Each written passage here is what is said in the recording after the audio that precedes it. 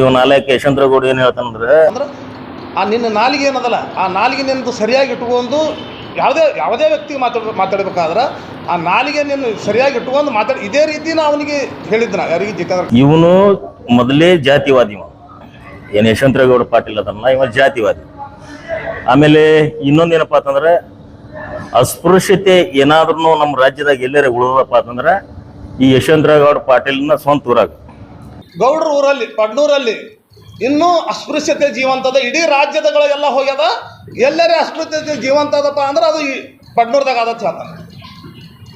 ಯಾವುದೇ ವಿಷಯ ತಿಳುವಳಿಕೆ ಇರಲಾರ್ದ ಮಾತಾಡಬೇಡ ಜಿತೇಂದ್ರ. ನಾ ಹೇಳೋದು ನಿಮ್ಗಿಷ್ಟೇ.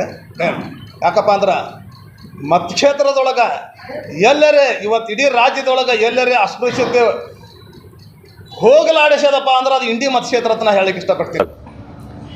ಅಲ್ಲಿ ಇನ್ನೂ ಆದ್ರೂ ನಮ್ಮ ಪರಿಶಿಷ್ಟ ಜಾತಿ ಪರಿಶಿಷ್ಟ ಪಂಗಡದ ಜನರಿಗೆ ಹೋಟೆಲ್ದಾಗ ಕಪ್ ಬಸಿ ಹೊರಗದವ್ ಚಹಾ ಕುಡಿಬೇಕಾಗಿತ್ತಂದ್ರೆ ನಮ್ಮ ದಲಿತ ವ್ಯಕ್ತಿ ಯಾರೇ ಸಾಮಾನ್ಯ ವ್ಯಕ್ತಿ ಹೋದ್ರು ಸಹಿತ ಅವರನ್ನು ಕರೆದು ಅವ್ರ ಮನ್ಯಾಗ ಸಹಿತ ಕರೆದು ಮಾತಾಡ್ತಾರೆ. ಅವ್ರು ತಮ್ಮ ಮನೆಯೊಳಗೆ ಸಹಿತನು ಇವತ್ತಿನ ದಿನ ದಲಿತರಿಗೆ ತಮ್ಮ ಮನೆ ಅಡಿಗೆ ಮನೆ ತನಕ ಯಾರಿಗಾರ ಜಾಗ ಸ್ಥಳ ಯಾವ್ದಾರ ಶಾಸಕರ ಮನೆಯೊಳಗೆ ಅದಪ್ಪ ಅಂದ್ರೆ ಅದು ಯಶವಂತರ ಗೌಡ್ರ ಮನ್ಯಾಗ ಅದ ಅನ್ನೋದು. ಇವತ್ತಿನ ದಿನ ಇಲ್ಲಿ ಏನು ಎಲ್ಲರೂ ಕೂತಿದ್ದೇವಲ್ಲ ನಿಮ್ಮ ಮನವರಿಕೆನೂ ಅದ ಏನು ಎಲ್ಲಿದ್ದು ಇದು ಸತ್ಯನ ಹೇಳೋದು ಸುಳ್ಳಿದು. ಜಿತೇಂದ್ರ ಕಾಂಬಳೆ ಅವರು ಇಂಡಿ ಶಾಸಕರ ಬಗ್ಗೆ 2ನೇ ಸಲ ಮಾತಾಡತ್ತಾರ. ಅವರು ಇದನ್ನು 2ನೇ ಸಲ ರಿಪೀಟ್ ಆಗ್ಲತ್ತದ. 1ನೇ ಸಲ ಮಾತಾಡಿದ ಸಮಯದೊಳಗೂ ಜಿತೇಂದ್ರ ಕಾಂಬಳೆಗೆ ನಾ ಫೋನ್ ಮುಖಾಂತರ ಅವನಿಗೆ ಹೇಳಿದ್ದ, ಜಿತೇಂದ್ರ ನಿನ್ನ ಈ ಪ್ರಜಾಪ್ರಭುತ್ವದ ವ್ಯವಸ್ಥೆ ಒಳಗೆ ಎಲ್ಲರಿಗೆ ಟೀಕೆ ಟಿಪ್ಪಣಿ ಮಾಡ್ಲಿಕ್ಕೆ ಹಕ್ಕದವ. ಆದ್ರೆ ಆ ಟೀಕೆ ಟಿಪ್ಪಣಿಗಳು ಮಾಡ್ಲಿಕ್ಕೆ ಹಕ್ಕು ಯಾವ ರೀತಿ ಅದಾವಪ್ಪ ಅಂದ್ರೆ ಆ ನಿನ್ನ ನಾಲಿಗೆ ಏನದಲ್ಲ ಆ ನಾಲಿಗೆ ನಿನ್ನದು ಸರಿಯಾಗಿ ಇಟ್ಕೊಂಡು ಯಾವುದೇ ವ್ಯಕ್ತಿ ಮಾತಾಡಬೇಕಾದ್ರೆ ಆ ನಾಲಿಗೆ ನಿನ್ನ ಸರಿಯಾಗಿ ಇಟ್ಕೊಂಡು ಇದೇ ರೀತಿ ನಾ ಅವನಿಗೆ ಹೇಳಿದ್ನ ಯಾರಿಗೆ ಜಿತೇಂದ್ರ ಕಾಂಬಳೆ. ಅವಾಗ ನನಗೇನು ಹೇಳಿದ್ದವ, ಇಲ್ಲ ಆಯಿತು ನಾವು ಮುಂದಿನ ದಿನಮಾನದ ನಾವು ಎಲ್ಲ ಅವ್ರದ್ದು ಆಧಾರ ಸಮೇತ ಮಾತಾಡ್ತೀನಿ, ಆದರೆ ಈ ರೀತಿ ಮಾತಾಡೋದು ನನಗೆ ಹೇಳಿದ್ದವ. ಅದಾದ ನಂತರನೂ ಮತ್ತೆ ಪ್ರೆಸ್ ಮೀಟ್ ಮಾಡ್ದವ. ಇಂಡಿ ಶಾಸಕರು ದಲಿತರ ಭೂಮಿಯನ್ನು ಕಬಳಿಸಿದಾರೆ ಅಂತ ಹೇಳಂದು ಅದಕ್ಕೂ ನಾವೊಂದು ಕೌಂಟ್ರ್ ಕೊಟ್ಟವನಿಗೆ. ಗೌಡ್ರು ದಲಿತರ ಭೂಮಿ ಕಬಳಿಸ್ಯಾರ ಅಂತ ಹೇಳಿ ನಿನ್ನ ಬಲ್ಲಿ ಪುರಾವೆಗಳು ಏನಾರು ಇದ್ರ ತೊಂಬ. ಶಾಸಕರ ಕಡೆಯಿಂದ ಯಾವ ನಮ್ಮ ದಲಿತರ ಭೂಮಿ ಕಬಳಿಸಿದಾರಲ್ಲ ಅದನ್ನು ಶಾಸಕರಿಂದ ನಿನಗೆ ಕೊಡಿಸ್ತೀನಪ್ಪ ಅಂತಂದೊಳಗೆ ಅದಕ್ಕೆ ಒಂದು ಏನೂ ಉತ್ತರ ಬರಲಿಲ್ಲ. ಈಗ ಮತ್ತೆ ಒಂದು 4 ದಿನದಿಂದ ಮತ್ತೆ ಸ್ಟೇಟ್ಮೆಂಟ್ ಮಾಡ್ಯಾರ. ಆದ್ರೆ ನಾ ಜಿತೇಂದ್ರ ಕಾಂಬಳೆಗೆ ಏನು ಹೇಳೋಕ್ಕೆ ಇಷ್ಟಪಡ್ತೀನಪ್ಪ ಅಂದ್ರೆ 13 ವರ್ಷದೊಳಗೆ ಇಂಡಿ ಶಾಸಕರು ಅಲ್ಲಿಂದ ಇಲ್ಲಿವರೆಗೆ ಏನು ಮಾಡ್ಯಾರ ಅವನು ಈ ಮತಕ್ಷೇತ್ರದ ವ್ಯಕ್ತಿ ಅಂತ ಹೇಳ್ತಾನೆ. ಆದ್ರೆ ಅವನು ವೋಟಿಂಗ್ ಇಲ್ಲಿ ಅದಾವೋ ಇಲ್ಲೋ ನಮಗೂ ಅಷ್ಟು ಮಾಹಿತಿ ಇಲ್ಲ. ಏನು ಒಮ್ಮೆ ಹೇಳ್ತಾನೆ ನಾನು ಮಹಾರಾಷ್ಟ್ರ ಅಂತ ಹೇಳ್ತಾನೆ, ಒಂದು ಸಲ ಹೇಳ್ತಾನೆ ನಾ ಇಲ್ಲೇ ತಡಬಲಗದವ ಅಂತ ಹೇಳ್ತಾನೆ. ಇರಲಿ, ನಾವೇನು ಹೇಳೋದಪ್ಪ ಅಂದ್ರೆ ನಿನ್ನ ಹೋರಾಟ ನ್ಯಾಯಯುತವಾಗಿ ಸಮಾಜದ ಪರವಾಗಿರಲಿ. ಅದನ್ನು ಬಿಟ್ಟು ನೀ ಯಾವ ರೀತಿ ಮಾಡ್ಲತ್ತಿದೆಪ್ಪ ಅಂದ್ರೆ ಈಗ ಇದು ಏನೋ ನಿನ್ನ ವೈಯಕ್ತಿಕ ಭಾವನೆಗಳು ಅನ್ನೋ ರೀತಿಯಲ್ಲಿ. ಯಾಕಂದರೆ ಇಂಡಿ ಶಾಸಕರು ಯಾವುದೇ ಸಮುದಾಯವನ್ನು ಕೇವಲ ದಲಿತ ಸಮುದಾಯ ಅಷ್ಟೇ ಅಲ್ಲ, ಜಿತೇಂದ್ರಿಗೆ ಹೇಳಕ್ಕೆ ಇಷ್ಟಪಡ್ತೀನಿ, ದಲಿತ ಸಮುದಾಯ ಅಷ್ಟೇ ಅಲ್ಲ, ಈ ಮತಕ್ಷೇತ್ರದಾಗ ಇರುವಂಥ ಎಲ್ಲ ಸಮುದಾಯಗಳನ್ನು ಇವತ್ತು ಅವರು ತಮ್ಮ ಒಳ್ಳೆತನದಿಂದ ತೊಗೊಂಡು ಹೊಂಟ್ರತ್ತೆ. ಇವತ್ತು ಅವರು 3,000ದಿಂದ 4,000 ವೋಟರ್ಸ್ ಇರೋರು ಇವತ್ತು ಮತಕ್ಷೇತ್ರದಾಗ MLA ಆಗಲಿಕ್ಕೆ ಸಾಧ್ಯ ಆಗತ್ತ ಜಿತೇಂದ್ರ ಕಾಂಬಳೆಗೆ ನಾನು ಹೇಳಕ್ಕೆ ಇಷ್ಟಪಡ್ತೀನಿ ಇವತ್ತಿನ ದಿನ. ಯಾಕಂದ್ರೆ ಅವ್ರ ಕಾರ್ಯವೈಖರಿಗಳನ್ನು ಅವರನ್ನು ಇವತ್ತು ಶಾಸಕರನ್ನಾಗಿ ಈ ಮತಕ್ಷೇತ್ರದಲ್ಲಿ ಮಾಡ್ಲತ್ತವ್ರಿಗೆ. ಜಿತೇಂದ್ರ ಕಾಂಬಳೆ ಒಂದು ಆಪಾದನೆ ಮೊದಲ ಅವನು ಇವತ್ತಿನ ಆ ಪೇಪರ್ ಇವತ್ತೇನು ಇದ್ರೊಳಗೆ ಬಂದು ಯೂಟ್ಯೂಬ್ದಾಗ ಬಂದು ಏನು ಮಾತಾಡೋಣಲ್ಲ, ಅದ್ರ ಬಗ್ಗೆ ನಾವು ಅದ್ರ ಬಗ್ಗೆ ಪತ್ರಿಕಾಗೋಷ್ಠಿ ನಡೆಸಿದೆವು. ಅವ ಮೊದಲು ಏನು ಹೇಳ್ತಾನಪ್ಪ ಅಂದ್ರೆ ಗೌಡ್ರ ಊರಲ್ಲಿ ಪಡ್ನೂರಲ್ಲಿ ಇನ್ನೂ ಅಸ್ಪೃಶ್ಯತೆ ಜೀವಂತದ. ಇಡೀ ರಾಜ್ಯದಗಳೆಲ್ಲ ಹೋಗ್ಯದ. ಎಲ್ಲರೇ ಅಸ್ಪೃಶ್ಯತೆ ಜೀವಂತದಪ್ಪ ಅಂದ್ರೆ ಅದು ಈ ಪಡ್ನೂರ್ದಾಗ ಆದತ್ ಹೇಳ್ತಾನೆ. ಯಾವುದೇ ವಿಷಯ ತಿಳುವಳಿಕೆ ಇರಲಾರ್ದ ಮಾತಾಡಬೇಡ ಜಿತೇಂದ್ರ. ನಾ ಹೇಳೋದು ನಿಮಗಿಷ್ಟೇ. ಯಾಕಪ್ಪ ಅಂದ್ರೆ ಮತಕ್ಷೇತ್ರದೊಳಗೆ ಎಲ್ಲರೇ ಇವತ್ತು ಇಡೀ ರಾಜ್ಯದೊಳಗೆ ಎಲ್ಲರೇ ಅಸ್ಪೃಶ್ಯತೆ ಹೋಗಲಾಡಿಸೋದಪ್ಪ ಅಂದ್ರೆ ಅದು ಇಂಡಿ ಮತಕ್ಷೇತ್ರ ಅಂತ ನಾ ಹೇಳಕ್ಕೆ ಇಷ್ಟಪಡ್ತೀನಿ. ಯಾಕಪ್ಪ ಅಂದ್ರೆ ಶಾಸಕರು ನಮಗೆ ಯಾವ ರೀತಿ ನಮಗಂತ ಅಷ್ಟೇ ಅಲ್ಲ, ಇಡೀ ಮತಕ್ಷೇತ್ರದ ನಮ್ಮ ಜನರಿಗೆ ಅವರು ತೋರಿಸೋ ಕಾಳಜಿ ಯಾವ ರೀತಿ ಇರ್ತದಪ್ಪ ಅಂದ್ರೆ ಅವ್ರು ಯಾವುದೇ ಗುಡಿಯೊಳಗಿರಲಿ, ಯಾರದೇ ಸಾಹುಕಾರ ಮನೆಯಾಗಿರಲಿ, ಯಾವುದೇ ಶ್ರೀಮಂತರ ಮನೆಯೊಳಗಿರಲಿ, ನಮ್ಮ ದಲಿತ ವ್ಯಕ್ತಿ ಯಾರೇ ಸಾಮಾನ್ಯ ವ್ಯಕ್ತಿ ಹೋದ್ರೂ ಸಹಿತ ಅವರನ್ನು ಕರೆದು ಅವ್ರ ಮನೆಯಾಗ ಸಹಿತ ಕರೆದು ಮಾತಾಡ್ತಾರೆ. ಅವ್ರು ತಮ್ಮ ಮನೆಯೊಳಗೆ ಸಹಿತನು ಇವತ್ತಿನ ದಿನ ದಲಿತರಿಗೆ ತಮ್ಮ ಮನೆ ಅಡಿಗೆ ಮನೆ ತನಕ ಯಾರಿಗಾರ ಜಾಗ ಸ್ಥಳ ಯಾವುದರ ಶಾಸಕರ ಮನೆಯೊಳಗೆ ಅದಪ್ಪ ಅಂದ್ರೆ ಅದು ಯಶವಂತರಾವ್ ಗೌಡ್ರ ಮನ್ಯಾಗ ಅದ ಅನ್ನೋದು ಇವತ್ತಿನ ದಿನ ಇಲ್ಲಿ ಏನು ಎಲ್ಲರೂ ಕೂತಿದ್ದೇವಲ್ಲ, ನಿಮ್ಮ ಮನವರಿಕೆನೂ ಅದ ಏನು ಎಲ್ಲಿದ್ದು ಇದು ಸತ್ಯನ ಹೇಳೋದು ಸುಳ್ಳಿದು. ಯಾಕಂದ್ರೆ ನಾವು ಲೀಡರ್ಸ್ಗಳಿಗೆ ಅಷ್ಟೇ ಅಲ್ಲ, ನಮ್ಮ ಸಾಮಾನ್ಯ ಜನ ಹೋದ್ರೆ ಸಹಿತ ನಮ್ಮ ದಲಿತ ವ್ಯಕ್ತಿ ಹೋದ್ರೆ ಆ ಗೌರವ ಇಂಡಿ ಶಾಸಕರಲ್ಲಿ ನೀ ಅದು ತೆಗೆದು ಬಿಡು. ಅಲ್ಲಿ ಅವ್ರದ್ದು ಅದು ಒಂದು ಇನ್ಸಿಡೆಂಟ್ ಇತ್ತು. ಇನ್ನಾಗ ನಮ್ಮ ಇವ್ರು ಹೇಳಿದ್ರು, ಯಾರು ನಮ್ಮ ಇವರು ಮಲ್ಲು ಮಡ್ಡಿ ಮನೆಯವ್ರು ಹೇಳಿದ್ರು, ಅದು ನಡೆದದ್ದು ಅದೇ ರೀತಿ. ಕಾರಣ ಏನಪ್ಪ ಅಂದ್ರೆ ನಾವು ಒಂದು ಹೇಳಿಬಿಡ್ತೀನಿ, ಆ ಊರೊಳಗೆ ಯಶವಂತರಾವ್ ಗೌಡರು ಅವರ ಮನೆತನದಿಂದ ಅಲ್ಲದು, ಅಲ್ಲೇ ಇರುವಂಥ ಕೆಲವೊಂದು ಜನರಿಂದ ಇತ್ತದು. ಅದು ನಾಶ ಮಾಡಿದವ್ರು ಯಾರು ಆಗಿದ್ರೆ ಶಾಸಕರಾದ ಮೊದಲನೇ ಏಪ್ರಿಲ್ 14ರಂದೇ ಜಯಂತಿ ಏನು ಅವರ ನೇತೃತ್ವದಾಗೆ ಏನು ಅಲ್ಲಿ ಆ ಪಡ್ನೂರದೊಳಗೆ ಎಲ್ಲಿ ಆ ಮೆರವಣಿಗೆಯನ್ನು ಏನು ನಾವು ಅಲ್ಲಿ ಈ ಬೀದಿಯಲ್ಲಿ ಹೋಗಬಾರ್ದು ಅನ್ನೋದು ಒಂದು ಕಟ್ಟಪಣೆ ಇತ್ತಲ್ಲಿ, ಇಲ್ಲತ್ತಲ್ಲ. ಆದರೆ ಅದನ್ನು ದೂರ ಮಾಡಿದವ್ರು ಯಾರು ಆಗಿದ್ರೆ ಅದು ಮಾನ್ಯ ಶಾಸಕರು.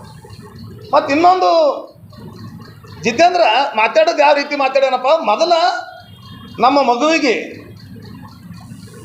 ಅವರು ಪಾಲಕರು ಶಾಸಕರ ಹತ್ರ ಹೋಗಿ ಆ ಸಹಾಯಧನ ಕೇಳಿದ್ರು, ಅದಕ್ಕೆ ಉತ್ತರ ಸರಿಯಾಗಿ ಬರಲಿಲ್ಲ ಶಾಸಕರಿಂದ ಅಂಥೇಳಿ ಆ ವಿಚಾರವಾಗಿ ಅವ ಮಾತಾಡಿದ್ರೆ ನಮ್ಮದು ಏನು ಇವತ್ತಿನ ಈ ಪತ್ರಿಕಾಗೋಷ್ಠಿ ನಮಗೆ ಇದು ಇದ್ದಿತ್ತಿಲ್ಲ.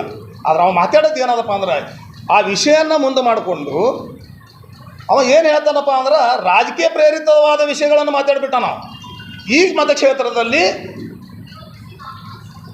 ಮೇಲ್ವರ್ಗದ ಜನರನ್ನು ಅವರವರಲ್ಲೇ ಜಗಳ ಹಚ್ಚಿ ರಾಜಕಾರಣ ಮಾಡ್ಲತ್ತಾರ ಅಂತ ಹೇಳಿ ಈ ಹೇಳಿಕೆ ಹೇಳ್ತಾನೆ. ಆ ಜಿತೇಂದ್ರಿಗೆ ಹೇಳೋದಿಷ್ಟೇ, ನೋಡು ಜಿತೇಂದ್ರ, ಈ ಮತಕ್ಷೇತ್ರದ ಜನ ನಿರ್ಧಾರ ಮಾಡ್ತಾರೆ ಏನು ಮಾಡಬೇಕು ಏನಿಲ್ಲ ಅನ್ನೋದು. ನೀ ಅಲ್ಲಿ ಬಿಜಾಪುರದಾಗ ಕೂತಿ ಏನು ಮಾತಾಡ್ಲತ್ತಿದ್ದಲ್ಲ, ಇದು ಸರಿ ಅನಿಸೋದಿಲ್ಲ. ಯಾಕಂದರೆ ಇದು ನನ್ನ ಒಬ್ಬನ ಖಂಡನೆ ಅಲ್ಲ ನಿನಗೆ. ಈ ಇಂಡಿ ಮತಕ್ಷೇತ್ರದ ಎಲ್ಲ ದಲಿತ ಸಮುದಾಯದಿಂದ ನಾನು ನಿನಗೆ ಒಕ್ಕೊರಲಿನಿಂದ ನಾನು ಏನು ಹೇಳಕ್ಕೆ ಇಷ್ಟಪಡ್ತೀನಪ್ಪ ಅಂದ್ರೆ, ಮುಂದಿನ ದಿನಮಾನದೊಳಗೆ ಈ ರೀತಿ ನಿನ್ನಿಂದ ಪುನರಾವರ್ತನೆಗೊಂಡಂದ್ರೆ ಏನು ನಾವು ಸುಮ್ಮನೆ ಇರುವುದಿಲ್ಲ ನೀನು. ಯಾಕಂದ್ರೆ ಇದು ನಿನ್ನ ಭಾಷೆ, ನಿನ್ನ ಏನು ನಾಲಿಗೆ ಅದಲ್ಲ, ಅದು ನೀ ಹಿಡಿತದೊಳಗೆ ಇಟ್ಕೋಬೇಕಂತ ಹೇಳಿ ನಿನಗೆ ನಾ ಕೇಳ್ಕೊತೀನಿ. ಮತ್ತು ನಂದು ಇನ್ನೊಂದು, ಈ ಪತ್ರಿಕಾಗೋಷ್ಠಿ ಮುಖಾಂತರನೇ ಜಿಲ್ಲೆಯ ನಮ್ಮ ಏನು ದಲಿತ ನಾಯಕರದಾರಲ್ಲ ಅವರಾದರೂ ಅವನಿಗೆ ಒಂದು ಕಿವಿ ಮಾತು ಹೇಳಬೇಕಾಗ್ಯದ. ಯಾಕಂದ್ರೆ ಇವತ್ತು ಕೇವಲ ಯಶವಂತರಾವ್ ಗೌಡ್ರಿಗೆ ಅಷ್ಟೇ ಅಲ್ಲ, ಯಾವುದೇ ವ್ಯಕ್ತಿಗೆ ನಾವು ಈ ರೀತಿ ಮಾತಾಡೋದು ನಮ್ಮದು ಇದು ಅಲ್ಲಿದು ಪದ್ಧತಿ ಅಲ್ಲಿದು. ಯಾಕಂದ್ರೆ ಇವತ್ತಿನ ದಿನ ನಮ್ಮನ್ನು ಯಾವ ರೀತಿ ಗೌರವದಿಂದ ಎಲ್ಲ ಜನರು ನೋಡ್ಲತ್ತಾರ ಅನ್ನೋದು ಏನು ನೀ ಹಳ್ಳಿಗಳ್ದಾಗ ಹೋದೊಳಗೆ ಗೊತ್ತಾಗ್ತದೆ. ನೀ ಬಿಜಾಪುರದಾಗ ಕೂತು ಯಾರ್ದೋ ಒಬ್ಬರ ಮಾತು ಕೇಳಿ ಅದು ಮಾತಾಡೋದ್ರಾಗ ಸರಿಯಿಲ್ಲ.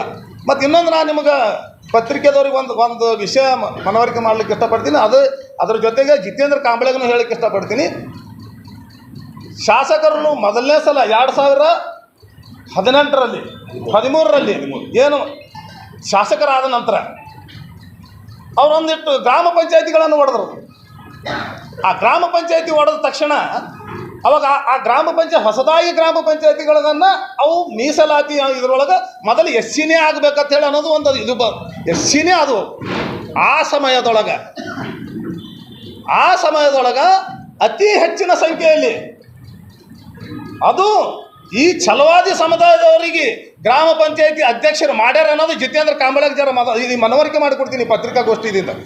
ಗೌಡರು ದಲಿತರ ಮೇಲೆ ದಲಿತರ ಬಗ್ಗೆ ಕೀಳಾಗಿ ನೋಡ್ತಾರಂತ ಏನು ಜಿತೇಂದ್ರ ಕಾಂಬಳೆ ಹೇಳ್ತಾನಲ್ಲ, ಅದು ಎಲ್ಲ ಸುಳ್ಳು. ಏನು ಯಾಕಂದ್ರೆ ಇದೇ ರೀತಿಯಾಗಿ 2013ರಿಂದ ಇವತ್ತು 2026ರವರೆಗೆ ಇವತ್ತು 13 ವರ್ಷಗಳ ಕಾಲ ಆಯಿತು. ಒಬ್ಬರಿಲ್ಲ ಒಬ್ಬರನ್ನ ಏನು ಯಾವ ರೀತಿ ಇವ್ರು ಎಲ್ಲಿ ಏನು ಬಂದಾರಲ್ಲ ಇವರೆಲ್ಲರಿಗೆ ಇವ್ರ ಜೊತೆಗೆ ಇದ್ದಂಥ ನಮ್ಮ ಹಳ್ಳಿ ಜನರು ಸಹಿತ ಏನು ಅವ್ರ ಮ್ಯಾಗ ಭಯಂಕರ ಕಾಳಜಿ ಅದ. ನೀ ಜಿತೇಂದ್ರ ಏನು ಹೇಳಿದಲ್ಲ, ನಿನ್ನ ಹೇಳಿಕೆ ಹಿಂದಕ್ಕೆ ಪಡಿಬೇಕು.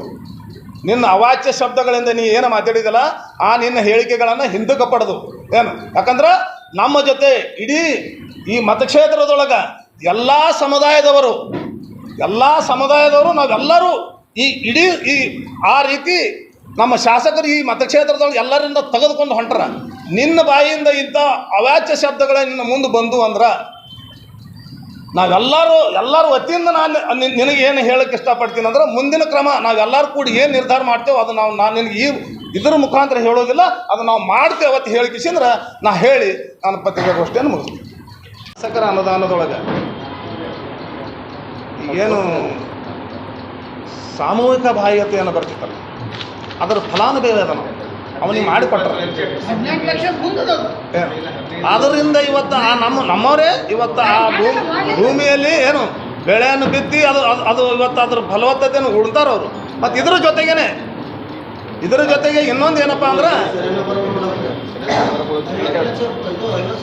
ಇದರ ಜೊತೆಗೆ ಇನ್ನೊಂದು ಮಾಡ್ಯಾಳ ಸರ್ ಇಲ್ಲಿ ಅದಾರ, ಎಲ್ಲದಾರ ಮಾಡ್ಯಾಳ ಸರ್ ನಾವು ಕೂಡಿ ಅವರು ಲಾಸ್ಟ್ ಈ 2023 ಇಲೆಕ್ಷನ್ ನಾವು ಮಾಡೋದಿಲ್ಲ ಅಂತ ನಾವು ಇವರು ಅಡವಿ ವಸ್ತಿ ಇರ್ತಾರೆ ಈಗ ಇವರು ನಮ್ಮವರು, ಅಲ್ಲಿ ಹೋದೊಳಗ ನಮಗೆ ರಸ್ತೆ ಮಾಡಿಕೊಡ್ಬೇಕ್ರಿ ಅಂದ್ರೆ ನಾವು ಇಲೆಕ್ಷನ್ ಮಾಡ್ತೇವೆ ಅಂತ ಹೇಳಂದ್ರೆ ಅವ್ರಿಗೆ ನಾವು ಮಾತು ಕೊಟ್ಟು ಬಂದಿದ್ದೆವು. ಆ ಮಾತು ಕೊಟ್ಟಂತೆ ಅವರಿಗೆ ಅಲ್ಲಿ ಸಹಾಯಧನ ನೀಡಿ ಆ ರಸ್ತೆನೂ ಮಾಡಿಕೊಟ್ಟಿದ್ದೆವು. ಅದು ಇವತ್ತಿನ ದಿನ ಏನದಲ್ಲ ಅವರಿಗೆ ಯಾವ ರೀತಿಯಿಂದ ಅವರು ಈ ಇದಕ್ಕೆ ಪ್ರಮಾದಕ್ಕೆ ಹೋಗಿಸಿದ